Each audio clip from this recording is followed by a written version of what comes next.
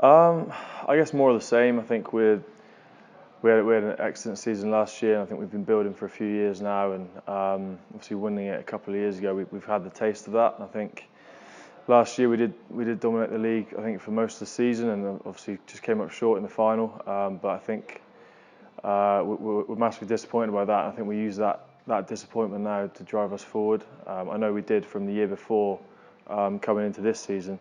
I think that was good for us in this season's final, but obviously wasn't quite enough come the end. Obviously 80 minutes is a long time in a game of rugby, and fair play to Sarri as they came back for a good win, but boys no doubt will use this because that hurt the boys a lot, that game, and I know the boys will be using that for next year as motivation.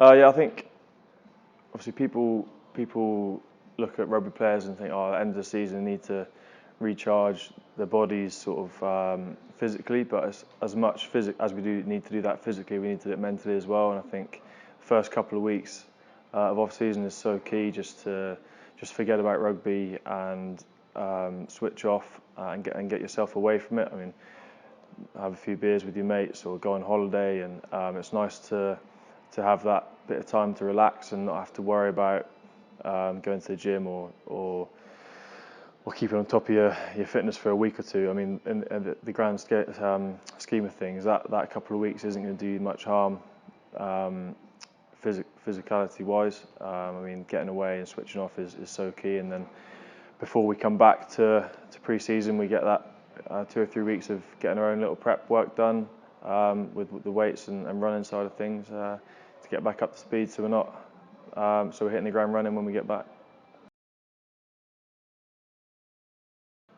It's been really good actually. I think as a player, you just want to be told straight, and you want to where you stand. I think Eddie's very good for that. Obviously, sometimes it can be hard to hear things he says, but like I said, he's straight talking, and that's what you want. You want to know where you stand. You want to know what you need to do to get in the team or to improve, and he's always very clear with those things. And also, on the team side of things, he's at the start of a week, he'll sit the squad down and set out our goals for that week and how he wants us to approach it, so everyone's on the same page. And like I said, it's just clarity which he brings. I think it's really beneficial individually, but also as a collective in the team. Yeah, I do. I mean, I'm very positive about our chances this time around. I think we've had over the last couple of years we've had a good run, and I think we've had ups and downs. But I think obviously we had that good run a couple of years ago, and then went through a bit of a sticky patch. But I think sometimes you learn more in defeat than you do in victory, and I think that was probably good for us and came at a good time. And since then we've gone on a nice upward curve, and it feels like the squad's come together massively off the field as well. We've had quite a big focus on that side of things, and our bonding and bringing each other closer together. So that's definitely helped. We've come off the back this year of a good autumn series and a good Six Nations. So I think the boys are in good fettle and good shape. I'm looking forward to joining up now.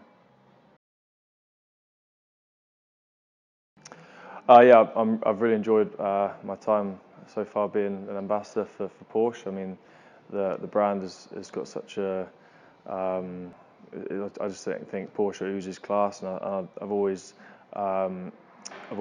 liked the cars and been interested in them ever since I was a young kid, and to get the chance now to work with Porsche is something I'm really happy about and really proud of, and thanks for having me.